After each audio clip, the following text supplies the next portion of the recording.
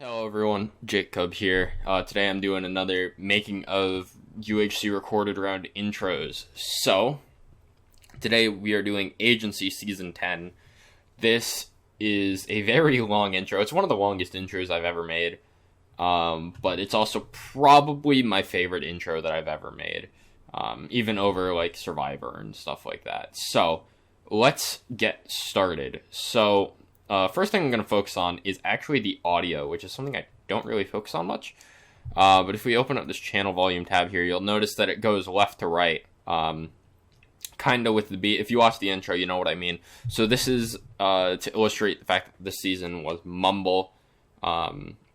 This was done for Agency Season 6 when Cold Bacon made the intro. He did the rotating audio thing, and I was like, that's a nice callback to Season 6. So I'm going to do that.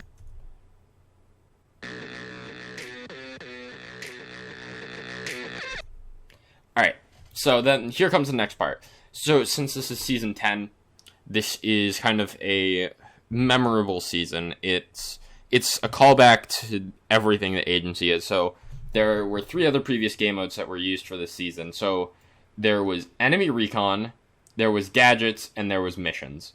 So what I did next is there was 3 times where it says, "Welcome to the Wall of Death," which kind of just worked out perfectly. So I did Enemy Recon first because that was Season 1. And I have it zoomed in on typing /recon. The other thing you'll notice is that I have this on a blend mode, linear dodge add. Overlay is too dark. If I go to linear dodge add, you can actually see it. Blend modes, it blends the current layer that you're on. So this is the video 2 track. This is the video, the recon. And then it blends it with anything that's beneath it. So that would be this rotating radar thing. So that's the recon clip. Then next clip would be gadgets. So the gadget scenario is basically the whole part of it that at least I found. I didn't experience it in the actual game, other than the fact that there was a chest with a water-breathing potion that I found. So I tried to go back to Season 5, when this game mode was first used, and find someone grabbing a chest. So I found Walshy grabbing a chest. Even though Walshy didn't play the actual season, I wanted to make it of people that actually played in Season 10, but the recon was easy enough. Gadgets, on the other hand, it was very hard. It took me probably an hour just to find this clip alone. Once again, it's on linear dodge add. This time it's at 80%. You'll notice that it went up from 50 to 80. And then the next one, Missions, is going to go up to 100. This is it builds the hype, so you're starting low. You're getting like more clear, I guess, even though it's blend mode. So then the other thing you'll notice is that this layer is split. So there's then this little distortion effect. So I have a preset over here, glitch effects. I've got 5 of them. So I just tossed glitch 03 onto 3 clips, and then I faded it out with an additive dissolve. I don't know if that was entirely intentional, but whatever. I mean, it's already faded out. So, that's not the point. Basically, it's that I have this glitch preset. It's very complicated. I found it on the internet. I didn't make this preset myself. But it does exactly what I wanted it to do, because this song right here is kind of glitchy. So it says da da da. Like, I don't know. I felt the glitch effect work here to illustrate that kind of death, the death glitchiness in the audio. So then, here comes the next thing. You'll notice that there's this logo layer right here. Did I actually not set it to 0%? I actually had it on 1%. That's actually kind of funny. You can't even see it, can you? Yeah, I can't even notice a difference. That's if anyone noticed that, good on you. Although, actually, what I guess I can do is I can show you this real quick. So, as you can see, this is just rotating colors. This is another glitch effect that I have.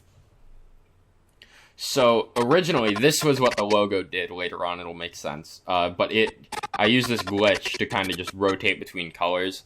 That was a placeholder in all of my tests, but it turned out that this actually turned out better than my original idea, which I will get to. So I'll get onto that later. Back to the whole missions thing. So, once again, linear dodge add. And to illustrate missions for this clip, I had to do a pan over to the chat so you can actually see missions. Alright. So now, we're done with the opening. Now we're on to the actual team part. So what goes on here? There's a lot. So first, we have this electrical particle circuit clip. I have it on hard light blend mode. Goes from 0 to 60. Goes from 0 to 60 to 100. Basically. It's fading in the electrical circuits, basically. If I take out this, you'll see that's what it looks like. It's very hectic. That's what I wanted it to look like. I wanted that crazy vibe, kind of like... Because the song is kind of glitchy. It's kind of distorty. Lots of distortion. So I felt like the electrical particles, that kind of stuff, it fit. So that fades in. The other thing that happens is we have this green screen and dust over here. These two effects are coming in at the same time. So, what you'll notice is that we have this layer right here is the TV, the green screen effect monitor. And then this dust and scratches effect is a completely different video. So I had to line up the dust and scratches with the green screen, basically, because they are two separate videos. Without the dust and scratches, it's just green screen. So, yeah. Sorry about the dog in the background, by the way, because I guarantee that it's getting picked up right now. Anyway. So, the last part about this opening is right up here. We have the agency and we have the logo. So, this looks definitely kind of crazy. So what you'll notice is that as it fades in, it still does the color change thing. But it's more deliberate this time. This is like carefully crafted. So this top layer here, we have, if I can zoom in enough, I can't even see what it is. But we have the flashlight. Let me figure out what all these layers are. Okay. So, this top layer here, track 17, is the actual light from the flashlight. So, as you can see, there's the light, and then there's just a flashlight down here. So, again, with the glitchy distortion effect, it goes like da-da-da. I felt like flashing the flashlight would fit. So, I had Phantom send me the logo in separate layers, so I could pull that effect off. But by itself, just having the light flash, the effect didn't come off too great. So then, what I had to do is I had to go down to this bottom layer, which is the actual logo itself. As you can see, I did brightness and contrast -80, so it was darkened a lot. I can undo that, and you can see it's definitely a lot darker. Put a tint on 40%, and then the other thing is this ProCamp effect is this ProCamp effect is I use this for the hue and saturation, so this changes it to that green color. People liked, when I was doing the test, I originally had that color changing one that I showed earlier. This is where that comes in. I originally had that color changing one. Originally, I didn't have that color changing logo idea as part of my idea, but people liked it, so I went back and kind of merged the two ideas. So the other thing that happens is, as you get further in, the hue goes more, so like this one over here, even though you can't see it, it's only at a 10 hue, but by this one, you're at 50. By this one, you're at 60. And then you're over 70. And I think, yeah, it goes from 0 to 70 to 0, basically. So yeah, I think that's mostly the logo. It's just one frame in between each, basically. There really isn't too much more to it. I already explained the monitor coming up. That'll be important soon. And now this marker right here identifies the drop, basically. I mean, it's 2 frames off, but close enough. So, what starts happening here is we have, since it's 3 different layers, they're all going to have the same scale and rotation. So they're all going to scale downwards, and they're going to rotate. Now, most of the time when you're doing logo rotations in an intro, you only do like maybe up to 10 degrees at most, but I wanted that full rotation effect here. I wanted it to kind of just spin out and not just like slight rotation out, like kind of fade. I didn't want it to kind of just like fade and rotate into the background. I wanted it to like fully spin outwards, basically. So that's what I did. I went to 216 degrees or something like that. I don't know.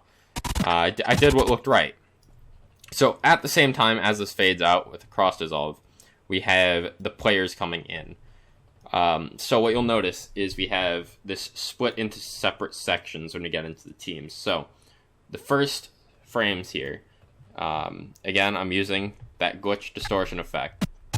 So what this does is it's just like a glitchy distortion effect. So I can probably tell you what all this stuff is. So we have brightness and contrast. It makes it darken. It's basically going from a lot of just normal brightness to completely black. Then we have the color balance. This changes the hue and stuff.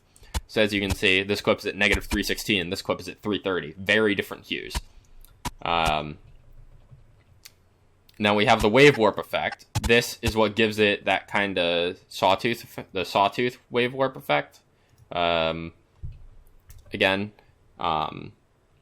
this is all from the preset, but I can explain what each effect does, because otherwise I'm not doing a very good job at the making of. And then we have some noise. You can go wrong with noise, but in a very distorted intro like this, the noise helps. The other thing that I did have was that I didn't pre-render this, but I had, if you remember my Survivor intros, how they were like the brightness of like kind of stripes that would like go down the player. I originally had those on the renders, but it's so fast paced that effect didn't really work. So I just scrapped it basically. So yeah, what this is it's Vernon doing the distortion coming in. This distortion glitch effect is very well done because it just works well, and then you go to black and white. And then right here, and now it's just regular Vernon with a little bit of noise, basically. All these other effects are gone for the most part. Yeah, it's all at 0. I mean, Sawtooth is there, but I don't think that really makes that much of a difference. Yeah, you can't even notice anything. So that's that. I don't think there's any other effects that I'm missing here. Nope. So then same thing happens for Pi. Does the glitchy effect and then comes in. Pretty simple. That distortion effect is used on all the players. It's the same exact distortion effect. I could have gone through and changed it. I didn't. So now let's get on to the next part of this. So you've probably noticed at this point it says analyzing. So with the whole theme of agency, it's missions, secrecy, spies. I think Men in Black, kind of. I just went to see that movie yesterday, so that's the closest reference I can think of. So what's going on here is we have, as the distortion effect is going on, you don't entirely know who the person is. So I could have just had Vernon N show up, because Vernon is the first player. But to add to that kind of secrecy, to that kind of spy agent, that's kind of just cliche because the name's agency, but that kind of spy-like look. I have this analyzing text. Once again, it has the distortion on it. So it's just going to distort all over the place. As Vernon is distorting, the intro is trying to figure out who the player is, if that makes sense. There's that kind of lore element to it. So it's analyzing it, and then once Vernon is like analyzed, it says Vernon. It's that simple. And then the same thing happens for Pi. It does the analyzing thing, and then it says Pi. And then so on and so forth for Q-Sharp. The only thing I am going to bring up with the text is the font is Miss Ellen. And then if we go over here, what did I do? I did an outer stroke size 20. So if I get rid of this, it's a lot more thin, basically. So that's that.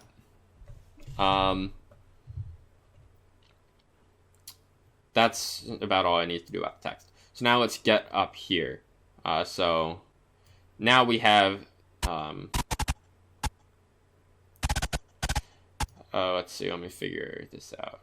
Got it. Okay, so this is organized. Since there's, I'm just going to go forward a bit. There's the player name, they have a code name, and then they either have a specialty or weakness. We had everyone fill out a Google Doc to figure those out.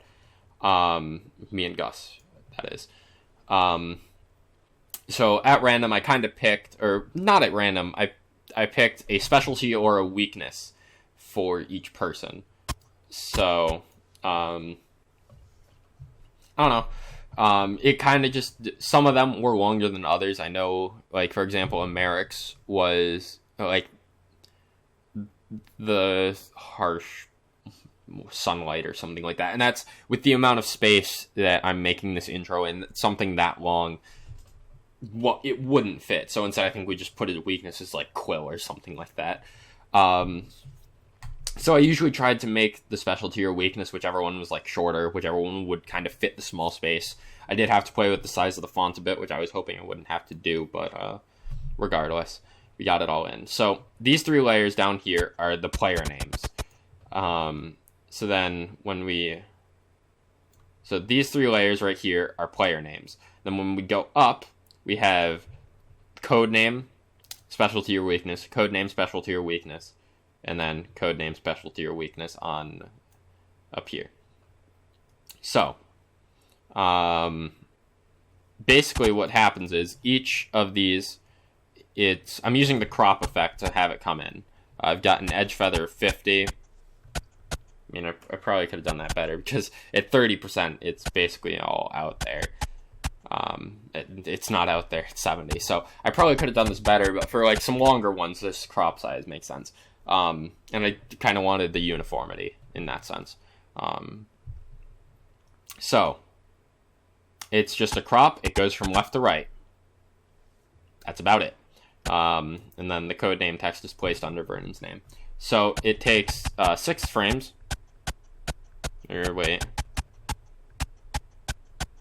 Yeah, 6 frames for it to fully come in. So it went 6 frames over, and then the specialty or weakness comes in, again, at 6 frames. That's because the reason the timing was so short, I think I originally had 10 frames in between it. But when you get to the last person, in this case, Cute Shark, this is the 6th frame right here. And then the transition that I have starts on this 6th frame. So if I went 1, 2, 3, 4, you wouldn't be able to read it. And it's already hard enough to read it. So I went with the 6 frames, even though it was kind of short, just because it fit the intro better.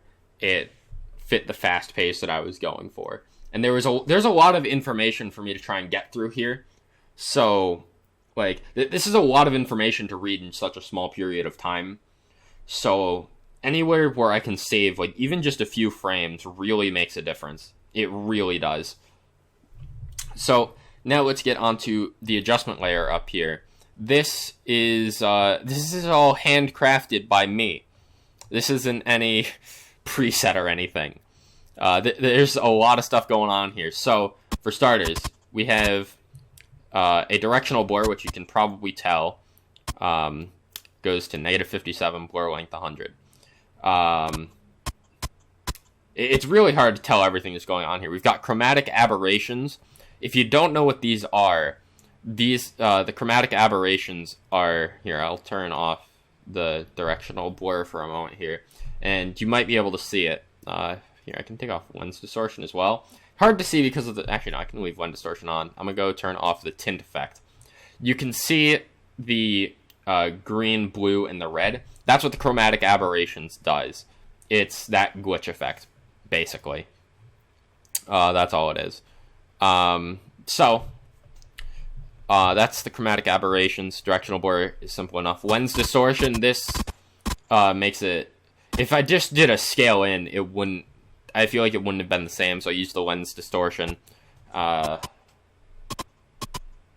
I don't know. I used lens distortion. It's basically, it all just culminates into this one very glitchy, distorty effect. So I'll go over here again. So then we have transform. It does scale inwards a bit along with the lens distortion. We have a skew and we have a rotation. It adds to the distortion. We have another tint, which just makes it brighter, makes it white. But then we have another tint down here that makes it red. And then we have the ProCamp, which changes like the hue and contrast. There's a lot of effects going on here, basically. I don't really have any other way to say it. And the last thing you'll see, I kind of forgot to mention this actually. There's a vignette over the entire thing on overlay. So if I go to normal, I don't know if it's gonna update, but there's a vignette on the entire thing. It adds a shadow. It adds to the spooky. That's about it. So yeah, that's the weird transition, and it does I rotate the transitions. I'll go over this 5-frame transition next, but they do all change slightly. The direction that it goes changes, and the tint that it colors to changes as well to add to that distortion glitchness, I guess.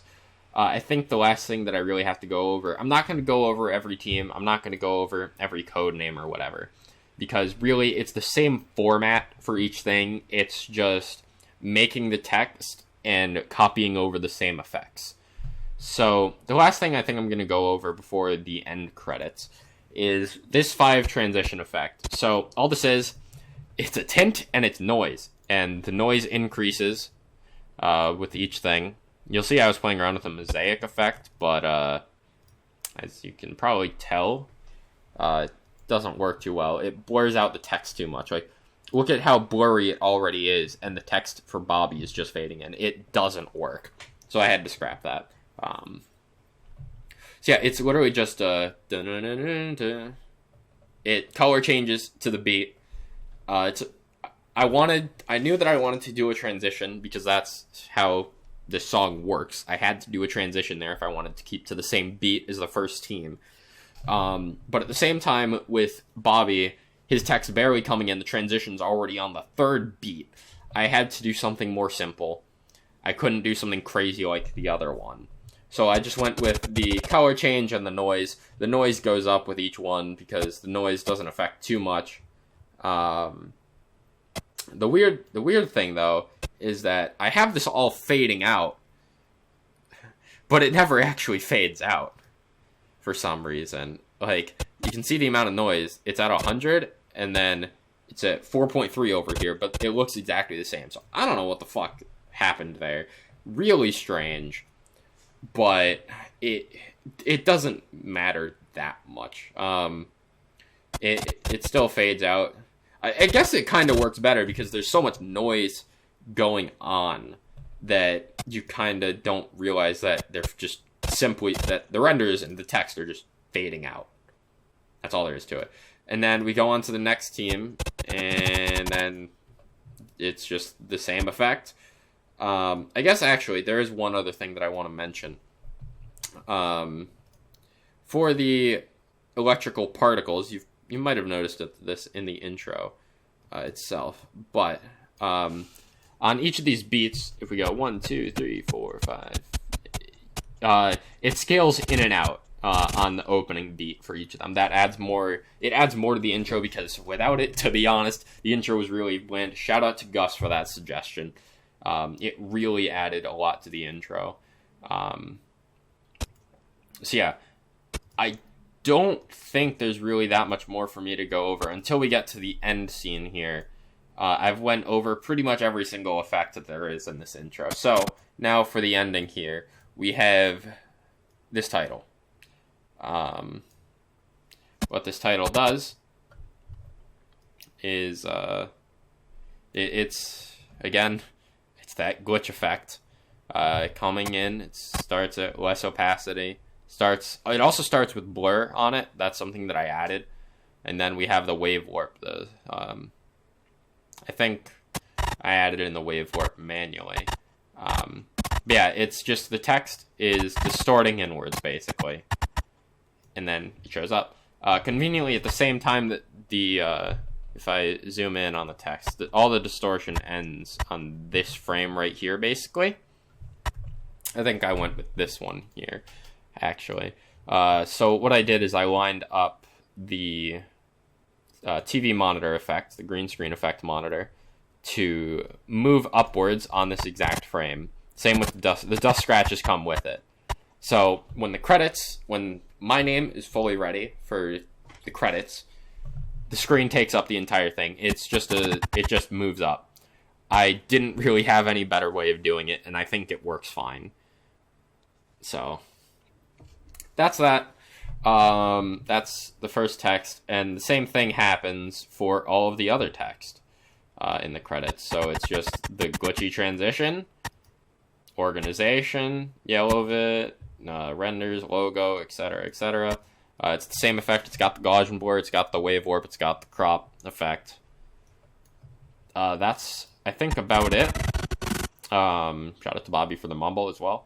And then when it all fades out, and then the last beat right here is when the agency logo fades back into existence for a moment. It starts at a scale of 500, scales downwards.